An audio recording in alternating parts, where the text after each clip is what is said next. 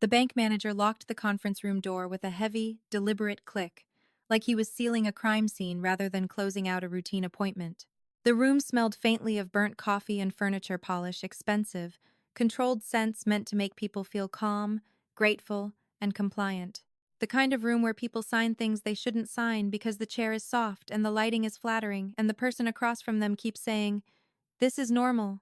My mother slid a leather folder across the mahogany table with the practiced grace of someone who'd spent her whole life turning demands into favors. Her smile was warm in the way a heater is warm, useful, impersonal, and capable of burning you if you lean in too close. "Just sign it, Danielle," she said softly. "Be a good girl. It's for the family." My father sat beside her, shoulders squared, jaw tight. He wouldn't meet my eyes. He stared at the wood grain like the table could absolve him. The banker, mid-40s, pressed suit, tie knotted too tightly, kept his hands folded like he was in church.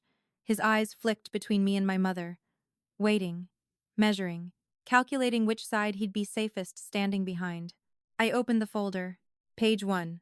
A summary sheet with tidy bullet points designed to look reasonable from a distance. Page 2. Legal language thick enough to drown a person who doesn't know how to breathe underwater. Page 3. The heart of it. A transfer authorization. 50万美元. From Danielle Cole Inheritance Distribution Account. 2. Cole Holdings Business Operating Account. They weren't even pretending it was subtle. For a moment, I let the silence sit. Not because I was stunned, because silence is useful. Silence forces people to fill the space. Manipulators talk when they feel the room slipping. Innocent people ask questions. Guilty people rush you. My mother's fingers tapped the folder once, lightly. A punctuation mark. A reminder that she believed the meeting was already over. They thought they'd cornered me with the oldest weapons in the family arsenal. Guilt, obligation, and the soft threat of being labeled ungrateful if I refused. They didn't know I'd already placed a compliance tripwire on that money the moment probate cleared. Not because I expected my parents to come after it. Because in my world, you don't wait for a fire to prove you should have installed sprinklers. What happened next didn't just stop a transfer. It triggered a fraud freeze, a documented coercion report, and a recorded confession they didn't even realize existed. By the end of the week, the same money they tried to hijack became the reason they lost leverage permanently. And the part that still makes me smile? It wasn't my anger that stopped them. It was procedure. If you've ever had family try to invoice you with the word love, tap like quietly. My name is Danielle Cole, 32, Senior Compliance Auditor at a regional financial institution. I spend my days tracing money the way detectives trace footprints following patterns, pressure points, and paper trails. Most people think fraud looks like a stranger with a hood and a burner phone. Fraud usually looks like a familiar face asking you to just help out, smiling while they sharpen the knife behind their back. That day, the fraud wasn't outside the bank. It was sitting across from me, wearing my last name. 3 months earlier, my grandfather died. He left me $500,000. Not to the family, not to my parents, to me. Because in his final year, I was the one who showed up. I organized his meds when he couldn't remember if he'd taken them. I argued with hospitals over bills that didn't add up. I audited his reverse mortgage because I saw the way the loan officer spoke to him too fast, too polished, too confident that nobody would check the numbers. Everybody in the family talked about how much they loved him. I was the one who proved it with time, spreadsheets, and receipts. My parents didn't visit him once that final year. Not once. But the moment the ink dried on the will, they were first in line at the attorney's office, dressed in grief like it was a business suit. My mother's eyes were dry. My father's expression was solemn in the way a man looks when he's thinking about numbers he doesn't want to say out loud. They called it our blessing, a very expensive pronoun. At first, the requests came disguised as concern. "Your sister needs boutique capital," Mom said, like she was helping a startup instead of funding irresponsibility. "Your father's quarter is tight," she added, like cash flow problems were whether unfortunate, uncontrollable, nobody's fault. Then the amounts escalated. $50,000, then $120,000. Each ask packaged in the same wrapping. Family, love, duty. Then came the real request. "Let's move it into a joint account for tax efficiency," Mom said, smiling like she'd discovered a genius loophole. "It'll look cleaner, safer, like a family plan." I read tax code for sport. There is no efficiency in handing your parents $500,000 unless your goal is to be broke by Christmas. I said no. That's when the mask slipped. You owe us, my father said, voice flat, not angry, certain, like he was reading a contract I never signed. We raised you, Mom added, as if parenting was a loan agreement with interest. Don't be selfish, she finished, eyes narrowing just enough to show the threat behind the sweetness. Then guilt. Then silence. Not the peaceful kind of silence, the strategic kind. The silence that says, we're not done, we're planning. When my mother stopped calling, people told me it was a blessing. At least she's giving you space. It wasn't space. It was a setup. 2 weeks later, Dad invited me to discuss investment vehicles. He insisted we meet at his bank branch, and he insisted we use his banker, the same banker who'd restructured his failing business loan last year. That detail mattered more than he realized. Because if Dad's business was in trouble, then this meeting wasn't about family planning. It was about plugging a leak before the ship sank. I hit record on my phone before I walked in. Not because I wanted to weaponize my parents, because I've learned something about manipulators. They rely on emotional fog. Documentation is a flashlight. The meeting started with smiles and bitter coffee. The banker asked about my work, about how interesting compliance must be. My mother nodded like we were just 3 adults planning something sensible. Then she produced the folder like a magician, revealing the final trick. Danielle will transfer the inheritance into a managed family trust, she announced. A trust? I hadn't authorized any trust. I flipped through the pages, letting my eyes skim the legal filler like I'd skimmed 1,000 contracts before. Then I saw it. My signature. Scanned. Sloppy. Wrong. The slant was wrong. The pressure was wrong. The pen lift points were wrong. It looked like someone had seen my signature once and tried to imitate it with a mouse and a prayer. I didn't react. Not yet. I asked for a copy, to review the compliance language. The banker hesitated, just a flicker. Dad cut in, voice heavy with parental authority like I was still a teenager who needed permission to breathe. It's standard procedure, sweetheart. Don't make this difficult. My mother's smile widened, as if she could charm the word standard into becoming law. I checked the routing number. It wasn't a trust account. It was their business operating account. They weren't trying to protect the family. They were trying to plug a sinking business with my inheritance. And then I saw the second layer. They'd tried smaller transfers before. I recognized the structure test transactions, probing controls, pushing limits. The same way criminals poke at a fence to find the loose board. Those attempts had been denied by safeguards. So they escalated. Now they needed my name to finish the job. They didn't know I had receipts. Receipt 1 was the voicemail Mom left 3 days earlier. Her tone wasn't sweet anymore. It was sharp, impatient, and certain I would fold.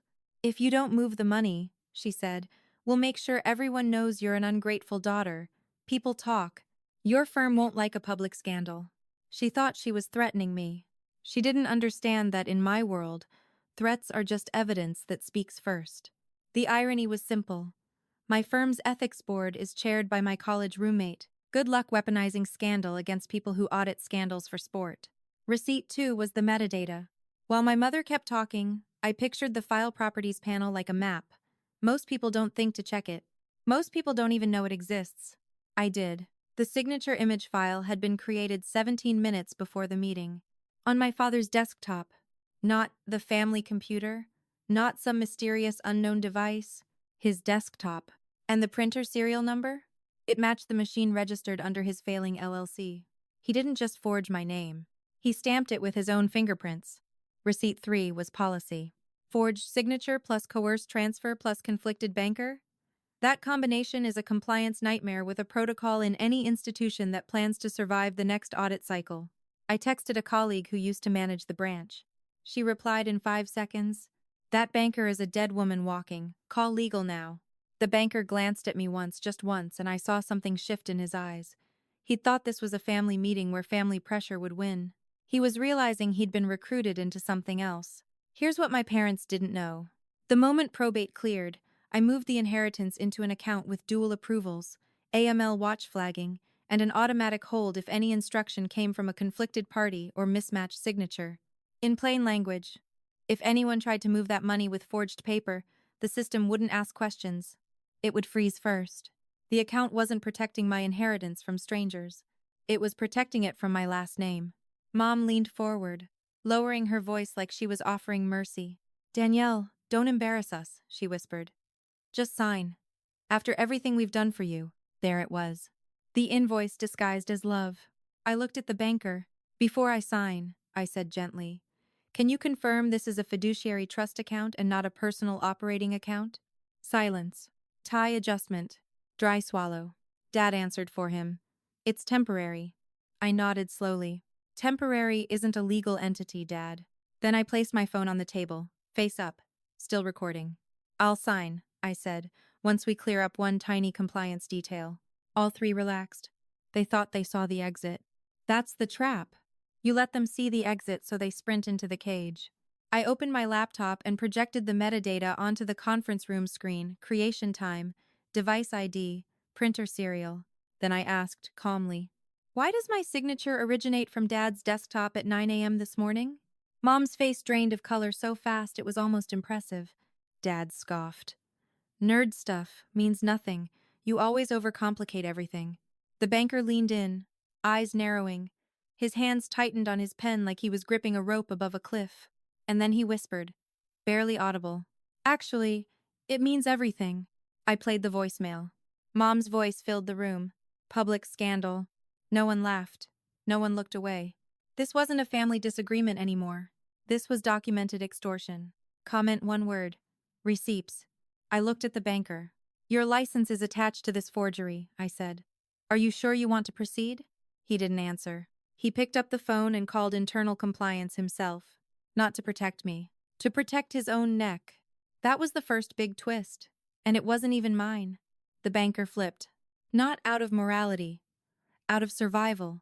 In a bank, the first person to report a problem is the one who looks less guilty when investigators start asking who knew what and when. The door opened.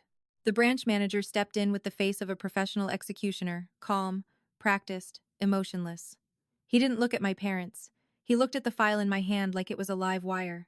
Miss Cole, are you officially alleging fraud and attempted coercion at this branch? I didn't blink. I am. I request immediate activation of Protocol 402, emergency freeze and evidence seizure. The banker's screen flashed bright red. Transfer. Denied. Status. Fraud hold. Account. Frozen. My father slammed his fist on the table. Do you have any idea what you're doing? You're killing the family business. I closed my laptop and spoke softly. I'm not killing it. It died the second you thought my signature was something you could scan. I'm just doing my job cleaning up the crime scene. Then the second small twist hit them in the ribs. Because my parents insisted the destination was their operating account, the hold didn't just stop my inheritance. It froze their entire business cash flow pending forensic audit. They'd walked in thinking they could take my oxygen. Instead, they'd put their own company on life support with one greedy insistence. Security escorted them out to protect the integrity of the investigation. My mother's face was rigid. My father's mouth kept moving like he was still arguing, but no one was listening. That's the thing about procedure. It doesn't care how loud you get. When the room finally exhaled, the branch manager turned to me. Danielle, he said quietly, you should know something. He pulled up a notice tied to Cole Holdings' operating account. A pending levy. A forced sweep. External. My throat went dry not from fear, but from clarity. They weren't moving my money for efficiency. They were trying to move it before the levy hit. That was the second big twist, layer 2. They didn't just want my inheritance. They needed it today because tomorrow their account might be frozen from the outside. And if my inheritance landed there first, it would have been dragged down with them. They weren't just stealing. They were trying to use me as a life raft and call it family. And suddenly the last month made sense. The escalating urgency. The sudden trust idea. The banker they insisted on using. The insistence that it happened now, in this room, with this folder. Desperation doesn't always look like panic. Sometimes it looks like a smile and a signature line. Within a week, the banker was under internal review. My parents' line of credit was suspended for character risk. Their vendors started calling them the way they used to call me, panicked, demanding reassurance, threatening consequences. My father called twice. I didn't pick up. My mother left 3 messages, each one softer than the last, each one trying a different mask. Sadness, confusion, wounded love. The same manipulation, just a different outfit. I moved the inheritance behind a legal firewall and two-factor authentication, and I restricted disbursements so no helpful family meeting could ever become a pipeline again. Then I sent one certified letter. No contact. No family meetings. No guilt calls. Only legal counsel. Family isn't a blank check. Love isn't a wire transfer. And guilt isn't a contract. 3 days later, Mom emailed me. You broke your father's heart. I didn't reply. I printed it, stapled it behind the voicemail transcript, the metadata report, and the Protocol 402 record. Filed it where it belonged, evidence. Because receipts don't argue. Only the guilty do. If you want more stories where receipts win, subscribe.